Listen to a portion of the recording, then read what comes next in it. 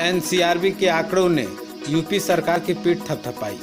आंकड़े के अनुसार दंगा मुक्त उत्तर प्रदेश महिलाओं तथा बच्चियां पहले से अधिक सुरक्षित। साइबर क्राइम में भी काफ़ी कमी। 2021 में सांप्रदायिक हिंसा का सिर्फ एक मामला। खबर लखनऊ से है। उत्तर प्रदेश में योगी आदित्यनाथ पहले के साथ दूसरे कार्यकाल में कानून व्यवस्था पर बेहद गंभीर रहने का बड़ा परिणाम सामने आया है। एनसीआरबी ने 2021 के लिए राज्यवार क्राइम के आंकड़े जारी किए हैं। एनसीआरबी के आंकड़े इस बात की गवाही देते हैं कि योगी आदित्यनाथ सरकार में क्राइम पर कंट्रोल होता दिख रहा है। मुख्यमंत्री योगी आदित्यनाथ के कार्यकाल में उत्तर प्रदेश को दंगा मुक्त प्रदेश होने का गौरव मिला है। इसके साथ ही प्रदेश में महिला तथा बच्चियां भी पहले की अपेक्षा काफी सुरक्षित है।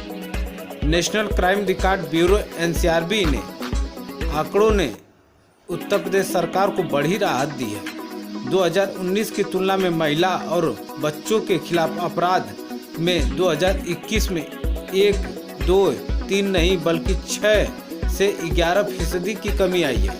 उत्तर प्रदेश यूपी में सांप्रदायिक हिंसा के मोर्चे पर आंकड़ों पर गौर करें तो 2021 में देश में सांप्रदायिक हिंसा में 378 मामले दर्ज हुए हैं, जिसमें उत्तर प्रदेश के सिर्फ एक ही मामला दर्ज हुआ है।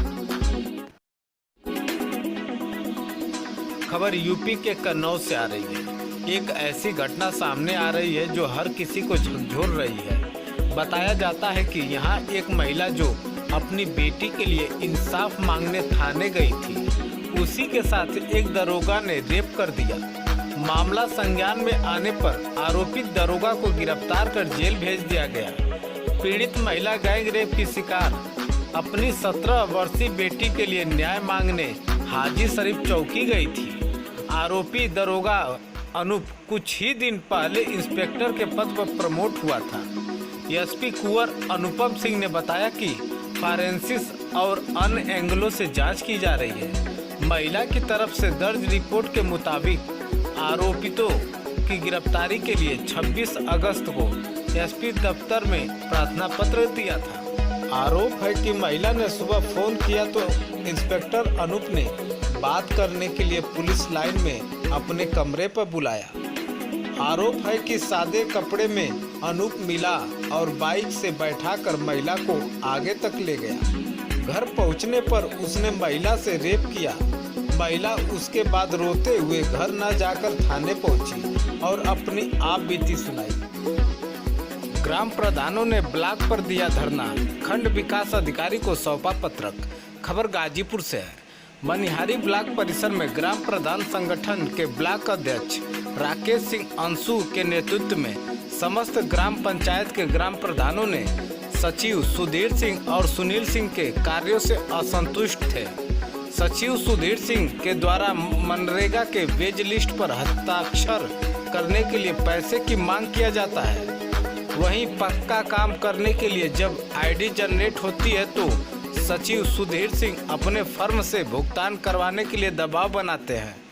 सचिव उत्तर प्रदेश सरकार के गाइडलाइन का उल्लंघन करते हुए अपने रिश्तेदार के फर्म से सरकारी भुगतान करवाते हैं। ऐसा न करने पर भुगतान रोकने की धमकी देते थे। ग्राम प्रधान ब्लॉक अध्यक्ष राकेश सिंह अंशु ने बताया कि ऐसे सचिव पर सख्त कार्रवाई हो। ग्राम प्रधानों ने खंड विकास अधिकारी ब्रिजेश कुमार अस्थाना से मिलकर सारी समस्याओं से अवगत कराया। देखिए ये रिपोर्ट गाजीपुर से लालजी यादव की। ब्लॉक के रहने वाले हैं, अपने रिश्तेदार के नाम से यहाँ सीधा ट्रेडर्स आप लोग देखे होंगे, इंटरलॉकिंग कीट बनती है उन्हीं की नसीरपुर में, उन्हीं का ही वो है, अपने रिश्तेदार के नाम से खोल रखे हैं। तो मैं प्रधानों पे और पीए नरेगा पे दबाव बनाने लगे कि जो भी ईट का पैसा होगा वो हमारे फर्म में भुगतान होगा। पीए लोगों ने विरोध कर दिया प्रधानों ने, तो पूरे ब्लॉक के सेक्रेटरी मिलके पूरे कार्य को ठप कर दिए। न जन्म पेपर पर दस्तखत कर रहे हैं, न मस्टोर पे दस्तखत कर रहे हैं, न वेज लिस्ट पे दस्तखत कर रहे हैं सभी सेक्रेटरी। तो जो आप लोगों का धरना है तो ये इसका कहीं आपने मतलब कोई लिखित शिकायत कर दिए हैं? इसके पहले हम लोग ने वीडियो साहब से 3 दिन पहले लिखित शिकायत किया था, टीए संजय सिंह का और सुधीर सिंह का और सुनील सिंह का। तो वीडियो साहब शायद अभी हम लोग को कोई सूचना नहीं है, उड़ती खबर है कि टीए को उन्होंने ऑफिस को अटैच कर दिया है, लेकिन सुधीर सिंह को छूट रखा है कि आप प्रधानों पे अत्याचार करते रहो। उसी के खिलाफ आज हम लोगों ने वीडियो साहब को पत्रक दिया है और 3 दिन का समय दिया है, आज कल और परसों। फिर 2 तारीख तक अगर उनका स्थानांतरण जब ब्लॉक से बाहर नहीं होता है सुधीर सिंह और सुनील का, तो हम लोग धरना पे बैठने का काम करेंगे। सभी प्रधान राकेश सिंह, अंशु सिंह। मनिहारी ब्लॉक में एक मीटिंग की गई है जी, प्रधानों की, क्या है पूरा मामला?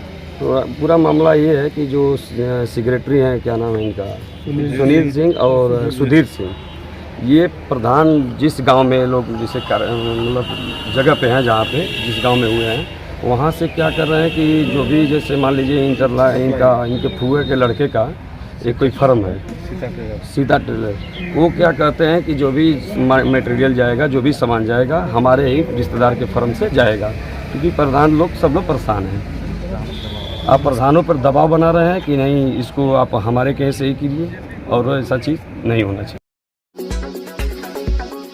खबर जौनपुर से। शाहगंज में सिगरेट उधार न देने पर दबंगों ने दुकानदार पर धारदार हथियार से बोला हमला। घायल दुकानदार की हालत गंभीर, अस्पताल में चल रहा है इलाज। पुलिस मामले की जांच में जुटी। शाहगंज कोतवाली क्षेत्र के पश्चिम कौड़िया मोहल्ले का मामला। सचिव के साथ मारपीट पर बिखरे ब्लॉक कर्मी, बैठे धरने पर। खबर बलिया से। लक्ष्मणपुर स्थानीय थाना क्षेत्र के विकास खंड कार्यालय सोहाव में सुबह सुबह हुई मारपीट की घटना से पूरे कर्मचारी आंदोलित हो गए और कार्य बहिष्कार कर धरने पर बैठ गए।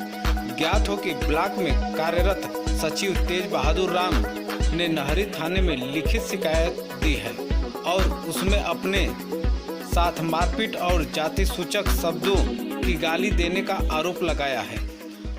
बखौल पीड़ित सचिव तेज बहादुर के अनुसार ब्लॉक मुख्यालय में सुबह 10 बजे पहुंचकर ऑफिस में कर्मचारियों के साथ बैठे हुए थे कि पिपरा कला निवासी 2 युवक आए और गाली गलौज करने लगे और मारपीट भी की। घटना के बाद पीड़ित सचिव ने इसकी शिकायत थाने पर दी। थाना अध्यक्ष पन्ने लाल ने बताया कि तहरीर मिली है, मामले की विधिक कार्रवाई की जा रही है। घटना के बाद ब्लॉक के सारे कर्मचारियों ने कार्यालय में ताला जड़कर धरने पर बैठ गए। उनका कहना है कि जब तक आरोपियों के खिलाफ मुकदमा दर्ज कर गिरफ्तारी नहीं हो जाती तब तक वह कार्य बहिष्कार जारी रहेगा।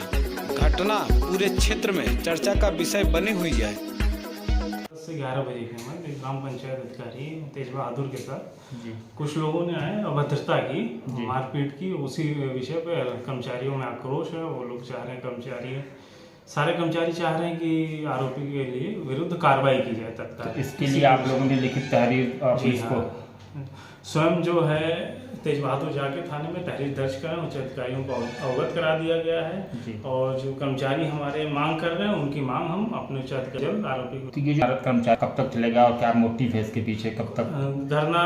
उनका एकमात्र उद्देश्य है कि जिस आदमी है उसको गिरफ्तार किया जाए, उसके विरुद्ध तत्काल भी धारी वो हो। पुलिस से क्या स्थानीय पुलिस इसका प्रदान कर रही है। SO उन्होंने कहा सर मैं इस पर तत्काल कार्रवाई कर रहा हूँ।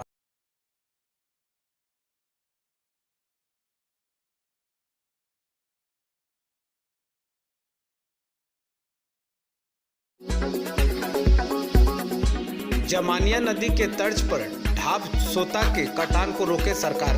पूर्व सांसद रामकिशोर। खबर वाराणसी के चौबेपुर से है। बाढ़ प्रभावित गांव का दौरा करते हुए मंगलवार की दोपहर ढाब क्षेत्र में पूर्व सांसद रामकिशोर यादव पहुंचे और कहा कि जिस प्रकार गाजीपुर जमनिया में गंगा नदी के कटान को रोका गया है, उसी प्रकार ढाब क्षेत्र के सोता की कटान को रोकने का प्रयास सरकार को करना चाहिए। मंगलवार को पहुंचे पूर्व सांसद रामकिशोर से हमारे स्टेट मीडिया संवाददाता सुनील यादव ने विशेष बातचीत की। आइए देखें रिपोर्ट।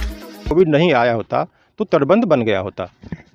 देखिए हमारी सरकार थी और ये ढाब क्षेत्र बरसात के समय 6 महीने बहुत संकट से लोग पानी में हिल करके नाव से जाते। ये मेरे जहन में आया।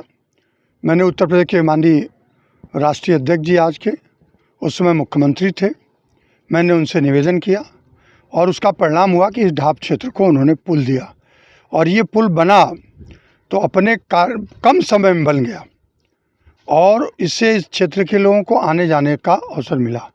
जहाँ तक कटान का सवाल है, ये मैंने कल भी देखा आज भी मैं उसी को देखने आया था।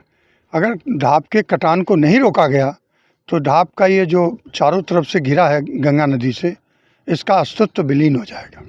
इसलिए आज ज़रूरत है कि इसको गाजीपुर के जमनिया का जो गंगा कटान था उस तर्ज पर इस गंगा कटान को रोकने का काम किया जाए।